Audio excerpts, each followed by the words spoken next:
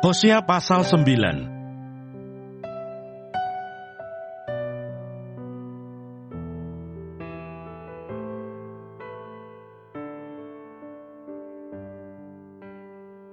Tidak akan ada sukacita dalam pembuangan. Janganlah bersukacita, hai Israel. Janganlah bersorak-sorak seperti bangsa-bangsa, sebab engkau telah bersinah dengan meninggalkan Allahmu.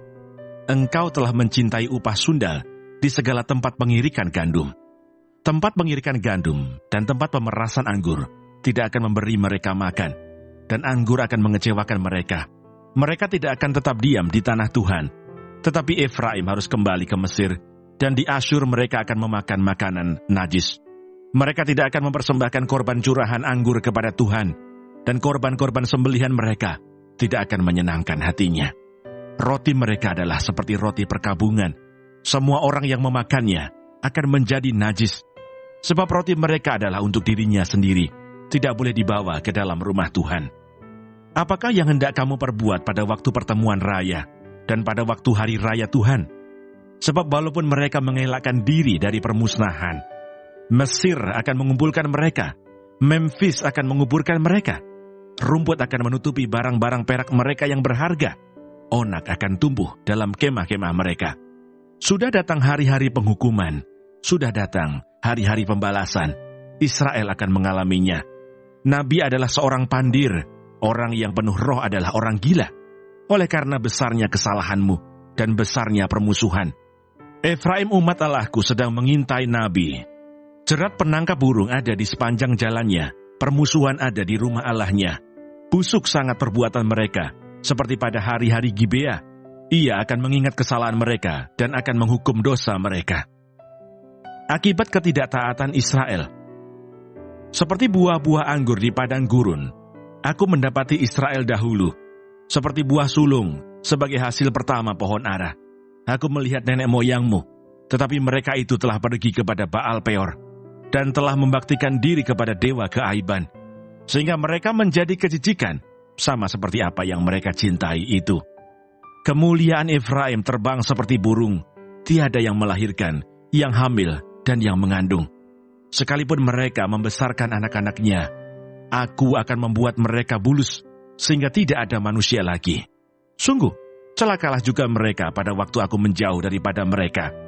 Efraim seperti yang aku lihat, telah membuat anak-anaknya menjadi binatang perburuan.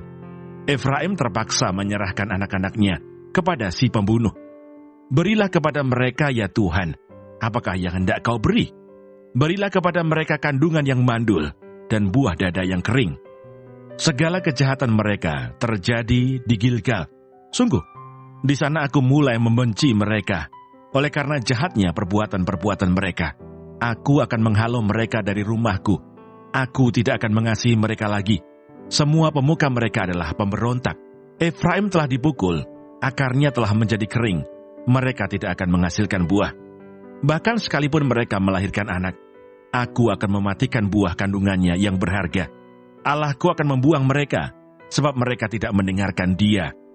Maka mereka akan mengembara di antara bangsa-bangsa.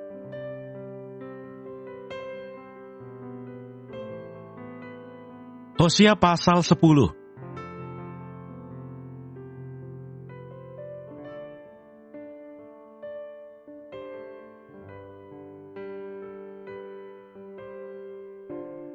Hukuman karena penyembahan berhala. Israel adalah pohon anggur yang riap tumbuhnya, yang menghasilkan buah. Makin banyak buahnya, makin banyak dibuatnya mesbah-mesbah. Makin baik tanahnya, makin baik dibuatnya tugu-tugu berhala. Hati mereka licik. Sekarang mereka harus menanggung akibat kesalahannya. Dia akan menghancurkan mesbah-mesbah mereka, akan meruntuhkan tugu-tugu berhala mereka. Sungguh, sekarang mereka berkata, kita tidak mempunyai raja lagi, sebab kita tidak takut kepada Tuhan. Apakah yang dapat dilakukan raja bagi kita? Mereka membual, mengangkat sumpah dusta, mengikat perjanjian, sehingga tumbuh hukum seperti pohon upas di alur-alur ladang. Penduduk Samaria gentar mengenai anak lembu Bet-awen. Sungguh, rakyatnya akan berkabung oleh karenanya, dan imam-imamnya akan meratap oleh karenanya. Oleh sebab kemuliaannya telah beralih daripadanya. Anak lembu itu sendiri akan dibawa ke Asyur sebagai persembahan kepada Raja Agung. Efraim akan menanggung malu, Israel akan mendapat malu karena rancangannya. Samaria akan dihancurkan, rajanya seperti sepotong ranting yang terapung di air. Bukit-bukit pengorbanan Awen, yakni dosa Israel, akan dimusnahkan. Semak duri dan rumput duri akan tumbuh di atas mesbah-mesbahnya. Dan mereka akan berkata kepada gunung-gunung, timbunilah kami, dan kepada bukit-bukit, runtuhlah menimpa kami. Tuhan kecewa terhadap Efraim. Sejak hari Gibea, engkau telah berdosa, hai Israel. Di sana mereka bangkit melawan. Tidakkah perang melawan orang-orang curang akan mencapai mereka di Gibea? Aku telah datang untuk menghajar mereka.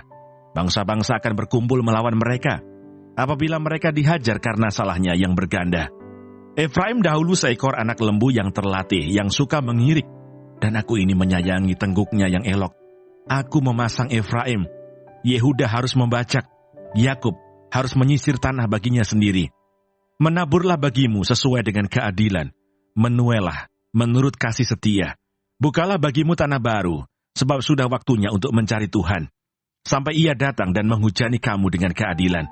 Kamu telah membaca kefasikan, telah menuai kecurangan, telah memakan buah kebohongan. Oleh karena engkau telah mengandalkan diri pada keretamu, pada banyaknya pahlawan-pahlawanmu, maka keriuhan perang akan timbul di antara bangsamu, dan segala kubumu akan dihancurkan. Seperti Salman menghancurkan Bet Arbel pada hari pertempuran, ibu beserta anak-anak diremukkan. Demikianlah akan kulakukan kepadamu, hai kaum Israel, oleh karena dahsyatnya kejahatanmu. Pada waktu fajar akan dilenyapkan sama sekali Raja Israel.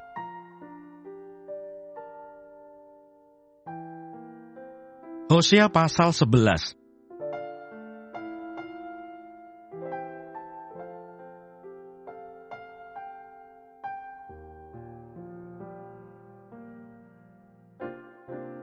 Kasih Tuhan mengalahkan kedegilan orang Israel. Ketika Israel masih muda, kukasihi dia, dan dari Mesir kupanggil anakku itu. Makin kupanggil mereka, makin pergi mereka itu dari hadapanku. Mereka mempersembahkan korban kepada para Baal, dan membakar korban kepada patung-patung. Padahal akulah yang mengajar Efraim berjalan, dan mengangkat mereka di tanganku. Tetapi mereka tidak mau insaf, bahwa aku menyembuhkan mereka. Aku menarik mereka dengan tali kesetiaan, dengan ikatan kasih. Bagi mereka, aku seperti orang yang mengangkat kuk dari tulang rahang mereka. Aku membungkuk kepada mereka untuk memberi mereka makan. Mereka harus kembali ke tanah Mesir, dan Asyur akan menjadi raja mereka, sebab mereka menolak untuk bertobat. Pedang akan mengamuk di kota-kota mereka, akan memusnahkan palang-palang pintu mereka, dan akan memakan mereka di benteng-benteng mereka. Umatku betah dalam membelakangi aku. Mereka memanggil kepada Baal dan berhenti meninggikan namaku. Masakan aku membiarkan engkau, hai Efraim, menyerahkan engkau, hai Israel? Masakan aku membiarkan engkau seperti Atma, membuat engkau seperti Seboim? Hatiku berbalik dalam diriku, belas kasihanku bangkit serentak. Aku tidak akan melaksanakan murkaku yang bernyala-nyala itu, tidak akan membinasakan Efraim kembali, sebab aku ini Allah dan bukan manusia, yang kudus di tengah-tengahmu, dan aku tidak datang untuk menghanguskan. Mereka akan mengikuti Tuhan. Ia akan mengaum seperti singa. Sungguh, ia akan mengaum. Maka anak-anak akan datang dengan gemetar dari barat, seperti burung dengan gemetar datang dari Mesir, dan seperti merpati dari tanah Asyur. Lalu aku akan menempatkan mereka lagi di rumah-rumah mereka. Demikianlah firman Tuhan.